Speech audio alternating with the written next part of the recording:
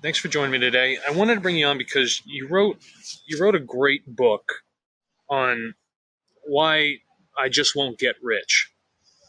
And when I first saw the title, I was like, well, help me understand how I live in a world or a society here in the United States that tells me I can do all of these specific subsets of activities that would lead to some sort of economic prosperity. I always have the ability to change the class that I may be sitting in from an economic stance and find myself somewhere else. But when I read your book, it starts to shed a light on really how the economic systems are not really gamed or tuned for really my benefit. What it is that people who take a certain stance of ethics in their approach on the world, depending on how those ethics are, find that they can hide outside of the limelight or specifically toe the line or put certain legislation in their favor that keeps their wealth in their hands for how it has been accumulated, whether it's through, some sort of family aspect or some sort of legal aspect that says this is the definition of my wealth. And for many times in the book, you use the example of when the estate in England is transferred from one individual of the family to the other, it's gifted, and that limits the amount of tax on that. Yeah. And just in the context of it, you express bridges between what is going on in the United Kingdom is also happening elsewhere with economic disparity and opportunity, but you take a very human-centric value. So I was wondering, can you tell me why your focus was to go about, from a journalistic standpoint, this sort of avenue? Because economics it's a tough mess to get into. So how did you try to unpack that? What was the point for this? The point was to really go out into the community and speak to people whose lives have been immeasurably transformed for the worse over the last 30 years, and more specifically since the credit crunch crash 2008 2009. That's when I think things started to go bad for lots of families, and the pandemic has just simply exacerbated the kind of daily economic strife that these families have been facing. So I went out to find them. I'm also an advisor. I work for a charity which advises people who, have got nowhere else to go because they're homeless, they can't afford their next meal, or they've piled up so much debt that they need someone to help them. So I had a very good access to hundreds of families who were in these kind of dire straits. And what I found was that the trends that we read about in the newspapers and listen to on the news is more terrifying in real life than we really imagine. So we hear a lot about a gig economy, or zero hour contracts, or pandemic laying waste to an economy. But when you meet people who literally coming into an office and asking you how they're going to get their hands on some toilet paper because the supermarkets have been subject to these runs on bare essentials. That strikes me as an economy that probably isn't working very well. And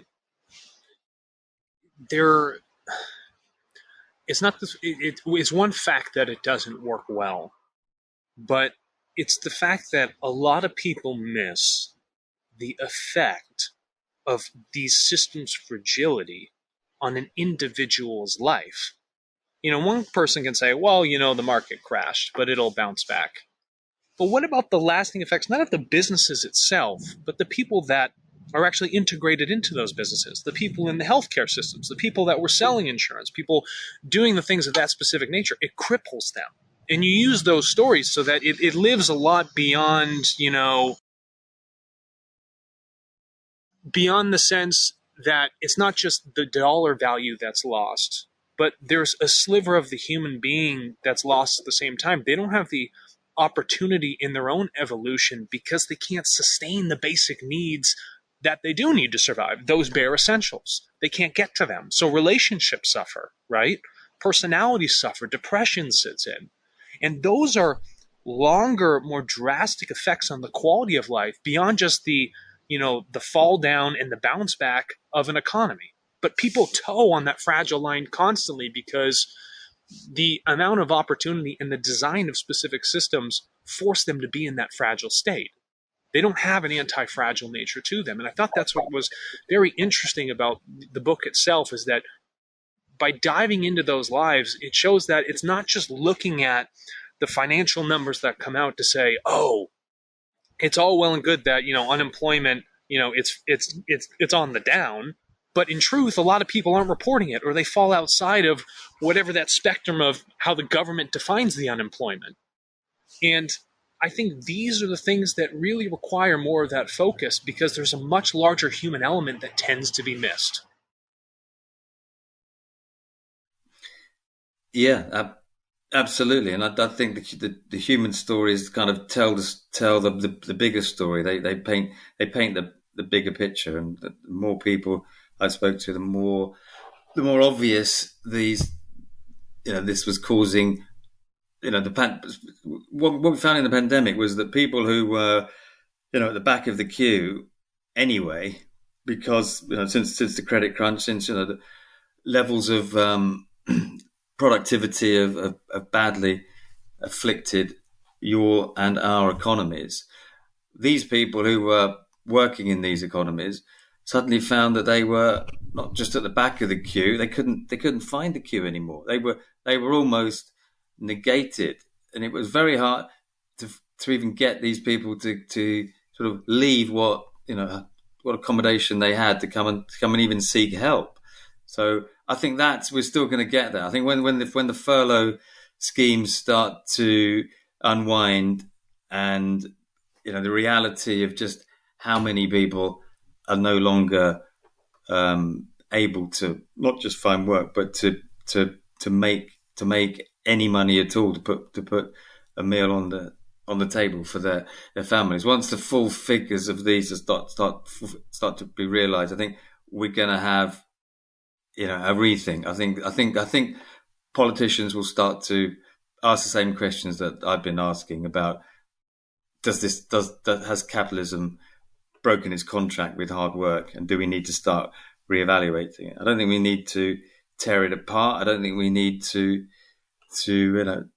get rid of it or find a new system, but we just need to recalibrate it to make it fairer, so that it distributes more wealth more fairly, which is what the whole point of capitalism was. Is why we moved from an aristocracy of dependent on land and wealth in the hands of the very, very few to the systems of democratic capitalism today. That was the whole point. That's why from the 19th century into the 20th century we had successful economies which spread wealth relatively fairly, certainly in comparison to what capitalism is doing to the spread of wealth today. That's for sure. But I do also think Go ahead.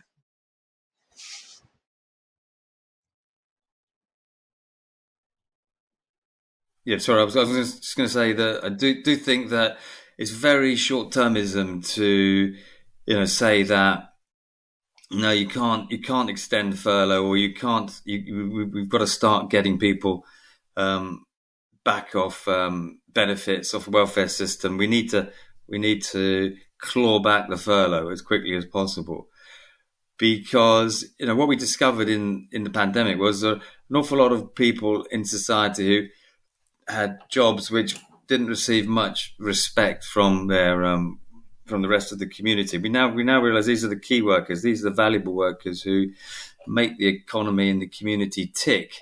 And I don't know about you, but we clapped these people on the streets every Thursday night. And now the pandemic seems to be becoming manageable or coming to an end. We've forgotten all the things we said about these key jobs, these key workers. These are the people who we do need to support, because when if we reach another crisis, so another pandemic perhaps, or another variant of COVID, we're going to rely upon these people again. And if we find that we haven't improved their living conditions and they aren't able to do the jobs that we were so desperate that they did during the previous pandemic, then we're going to be even more dire straits than we were the first time around. But it doesn't seem like we're learning those lessons.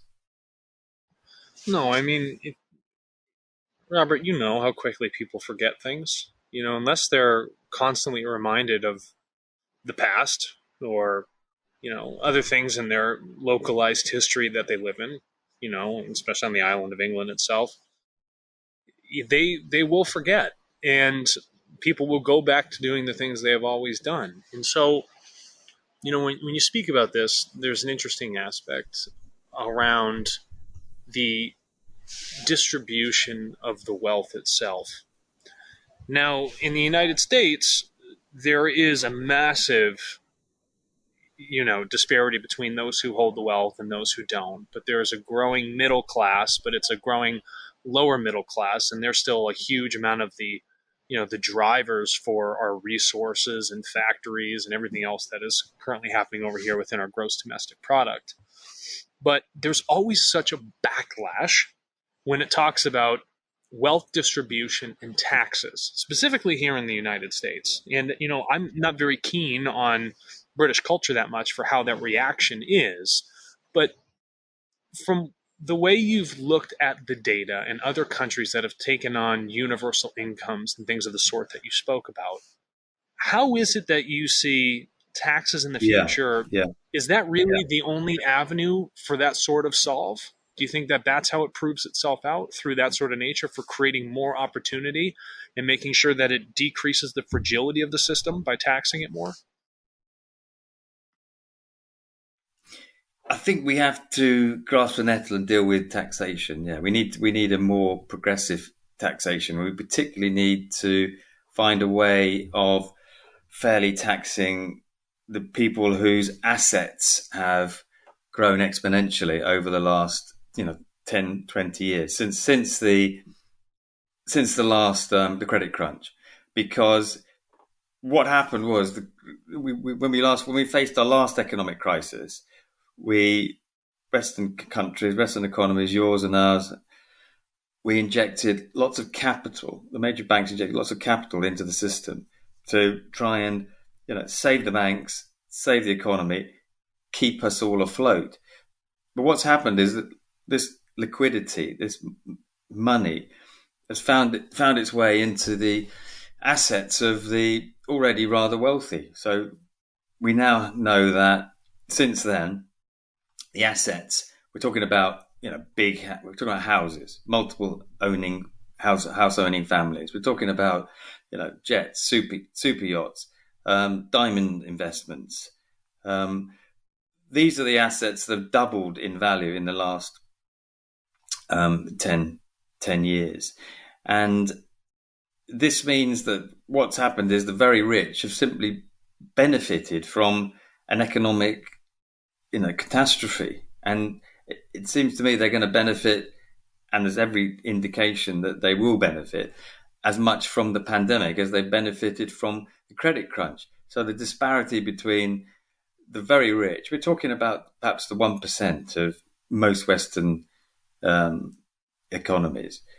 These are the people who control, perhaps half of the wealth of the country.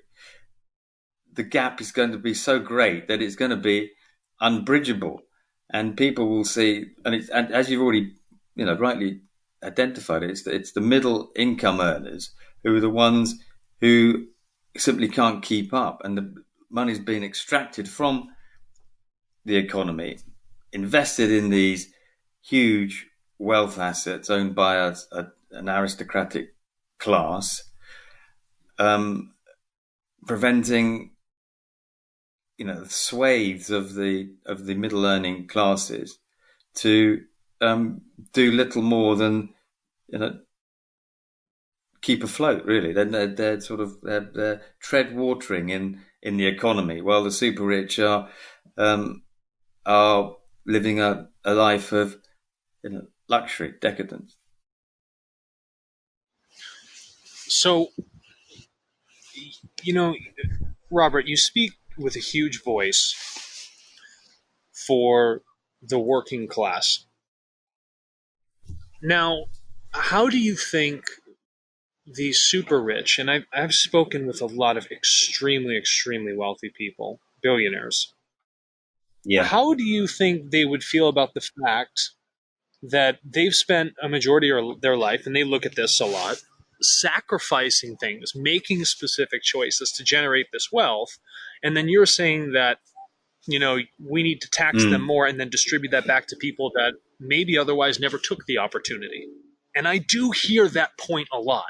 So how is it that you take the story of what's going on with the working class, the middle, the economic inequality, and the human element, and how do you bridge that over into a dialogue with those who have generated massive amounts of wealth, whether now or preserved it over time, to say, hey, we want to take more from you and bring it back to the working class that supports your systems? How is it that you sort of tell that story to them? To the super rich, yeah, it's a really, really, really good point. And all I would say is, I'm not. This is not necessarily a socialist argument. I'm not saying we need to tax the rich to pay back the poor. I'm saying that we've got a very large middle class who are struggling, perhaps in different ways to the poor. Certainly, those on certainly those suffering from extreme poverty, but the middle classes are still, they're still trying to earn a living in very challenging times, and they need their iPhones. They want to be able to treat their families to a weekly visit to the restaurant. They want to go to the cinema. They perhaps want a holiday a couple of times a year. These are the things that are no longer given. This contract between the worker and capitalism is not being honoured. So all I would say is that with a progressive tax system like the one I would advocate, where you are asking those whose assets have risen exponentially in value over the last 10 years to give back a little bit more, so that we can recalibrate the economy and give people a better stake in their output.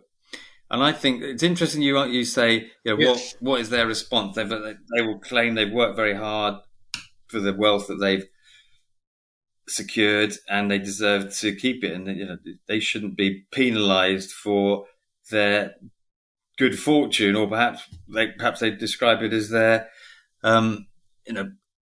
business acumen, talent even. But in America and Britain, there's been a couple of groups who are representing the very wealthy, who've written to their respective governments actually asking to be taxed more, because they themselves believe this is the situation. Because they want to live in a society which is cohesive and in which democracy works, and when people can see that the value of their toil is being recognised in terms of being able to sort of advance them up the career level. They know that once that dream no longer exists, once the contract between capital and hard work is broken. Robert, to close this up, and I'd like your final thoughts on this matter, is that when we look at the future of the middle class, how do you see your view of the progressive tax and other aspects of the economic system and political system that are changing, that will make things less fragile and more resistant for those individuals that actually support these economies, which is that growing middle class of human beings? Yeah, I think we need to take a holistic approach now. So and it's interesting you say that today, Alexander, because today is the day we got the United Nations report on climate change. So I think we need to, everything we do in terms of reconfiguring an economic system that pays more out to more people, we need to take into account the impact that's going to have on the climate. That's why I find the new Green Deal so attractive, and this is something that has its origins in America. So I think it's a great idea, because we need to build economies with jobs that are sustainable to the environment, to the climate. So we need to find, new economies, new industries that create and help to sustain new energies, new sources of fuel, houses which have proper sustainable heating. We need to build these kind of houses. So I think we can create many thousands, perhaps millions of jobs in these new industries, which will pay fairly and also help to build back the economy. And I think once the rest of the world recognizes that, and we're all on the same page, then it won't necessarily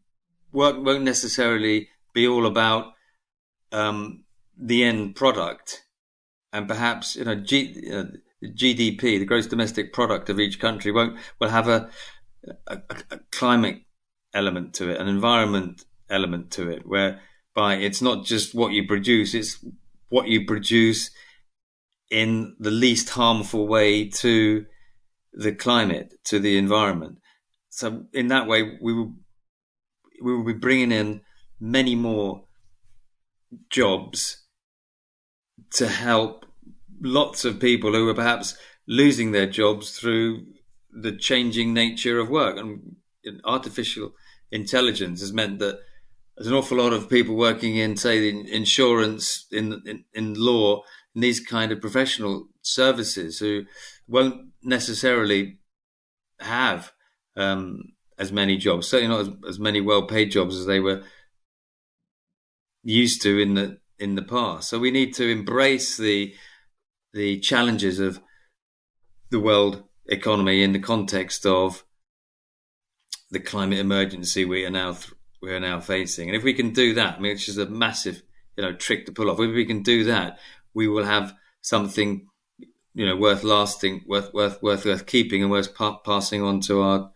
children and their children's children. I think that's the way to go. And if it means also bringing in things like a national basic income, whereby you're paying people not to work, and experiments in Canada, Scotland, Kenya, and Finland have all shown that these communities where people are being paid not to work actually don't have the kind of negative impacts that most politicians instinctively feel they have. It turns out that these are thriving economies where people choose to spend their basic income building up their own businesses, but building up or making a contribution to society in a way that they want to make a contribution to society. But because they're doing it for themselves, they are much more productive. And in that way, we will solve the low productivity puzzle as well.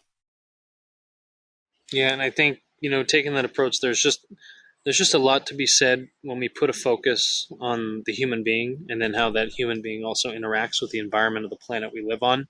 And those should be the defining factors for how we then look at economics and policy outside of it. But taking that human-forward, human-centric approach first is the thing that really will bring us to a much better, brighter future that continues to give that opportunity and support to those who really do need that support itself. So, Robert, I thank you so much for coming on and speaking about this. Thank you for your career of journalism and bringing the story and the voices of those who are sometimes kicked to the wayside or unheard or never get their limelight when it's due. And I really appreciate you shedding that truth on that situation and teeing up some options for our future that just may be a better one for all. Thanks, Alexander. It's been a pleasure talking to you too. And if you got any problems regarding the recording, or you want me to go over something or whatever, just let us know, and happy to to jump back in. No, that's awesome, and I'm definitely gonna want to bring you back, and I'd love to ask you more because there's just so many other nuances to what you're speaking about that I think we should carry on with, following those ideas down to their absolute end to say, is this something that we really should take a more serious approach to? And I think having that voice of those individuals and making them a part of that decision making is going to make a drastic difference in that future. So thank you again for doing that, Robert.